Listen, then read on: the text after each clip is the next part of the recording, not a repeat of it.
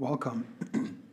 In this video, I wanted to give ideas of how to approach problem 55. In problem 55, we're given a ball that rolls off the top of a stairway with a speed of 1.52 meters per second, and we're told that the steps are 20.3 centimeters high, so the separation is 20.3 centimeters, and the width is also 20.3 centimeters. Now the question is, which step does the ball hit first?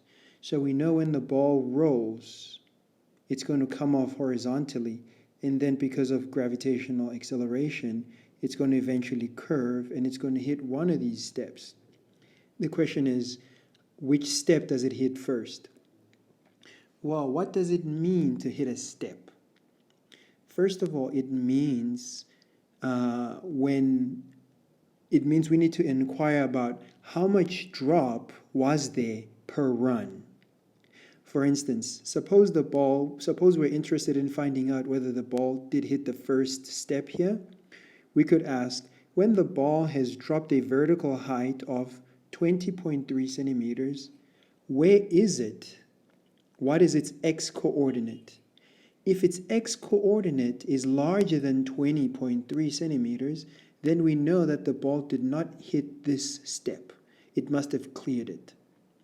So we would therefore proceed to the next step and ask, when the ball has dropped a total height of two 20.3s, which is 40.6, in other words, in order for the ball, when it dropped to this level B, what is its x-coordinate?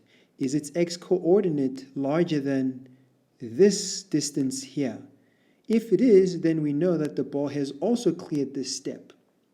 And the same goes for the step C and for step D. So as a demonstration, I wanted to do just for the first step, and then for the next two steps, I'll just give you a way to get there. This will be sufficient for you to be able to work to figure out where does the ball land. Okay. So let's consider the first step. In order for the ball to land on this first ledge or the first step, it needs to drop or fall a height of 20.3 centimeters, and its run, that is its displacement along the x, must be less than 20 centimeters, 20.3 centimeters. So let's calculate how much time does it take the ball to drop this height. Well, the height it needs to drop is delta y, and it starts off vertically. Its y component of its velocity is going to be 0, so this part is going to be 0. And because of gravitational acceleration, that's going to be minus 9.81. So if we make t, the time, the subject of the formula, the time for the ball to drop to the level of A is given by this expression, which when we substitute, we get that the ball will take 0.203 seconds to drop this height. Now, how much distance has it traveled along the x during this time? Well, then we take this formula, delta x. We figure out what is the ball's location when it's at this level. When it's at level A, what is its location along the x? So we take this equation. We know initially its velocity was 1.5 meters per second, and the time it took to get to the level of A is 0.203, and then when we plug those values in, we find that the ball along the x direction will be 30.9 centimeters away from where it started. It started in this region, and we're told that it's going to be 30. Remember, this step is 20 centimeters wide, so the ball, when it gets to this level, it will be somewhere beyond the 20 because it will be at 30.9. So the ball will clear the first step. Therefore, we realize that the ball will not land here since its delta x is larger than this width here. Now, what about the second part? What is the ball's x-coordinate when it has dropped to this level B? Well, we need to figure out how much time does the ball drop this height from wherever it started to the level B. If we were to do that, what we would find is that the time it takes the ball to drop that height is 0.287 seconds. But then, what is its x-coordinate? What displacement did it undergo in that time? Is the displacement larger than this gap here? In other words, is the coordinate for the ball larger than the coordinate for point B? The coordinate for point B, the x-coordinate, is 40.6 centimeters. Now, when we calculate the delta x for that region, for part B, and I've reused the formula here, I was very brief here, I found that the position of the ball along the x, it's going to be 43.6 centimeters. Again, which means the ball is going to be just beyond. When it reaches this level, level B, its x-coordinate is just going to be beyond this part of the step. And then if you do this procedure one more time, you will realize that the ball will need to drop another 20 centimeters, 20.3 centimeters, which means we will have a total of 60.9. That's the distance it needs to drop.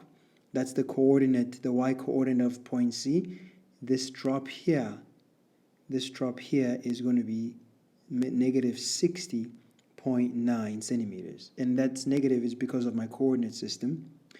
But again, we could figure out how much time did it take the ball to drop from this height to that height.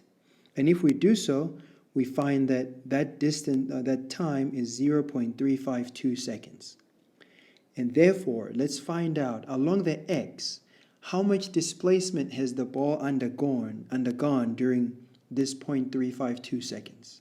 And what I found is that delta x for the ball is going to be 53.5 centimeters.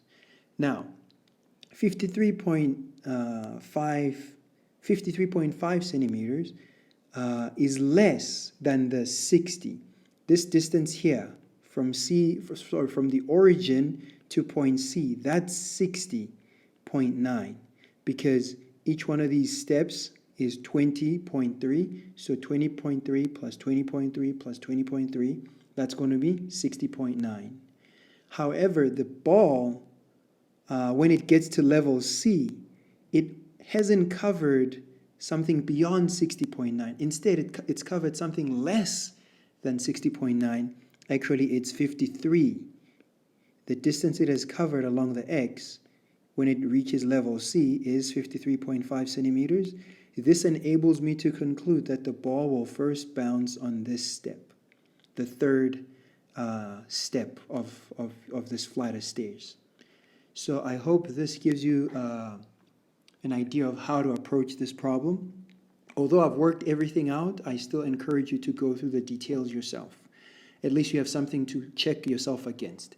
So my conclusion is that the ball hits the third step first. That's the first step it hits. So you could also go through the details and check it out. I hope that was helpful, and I'll see you in the next video.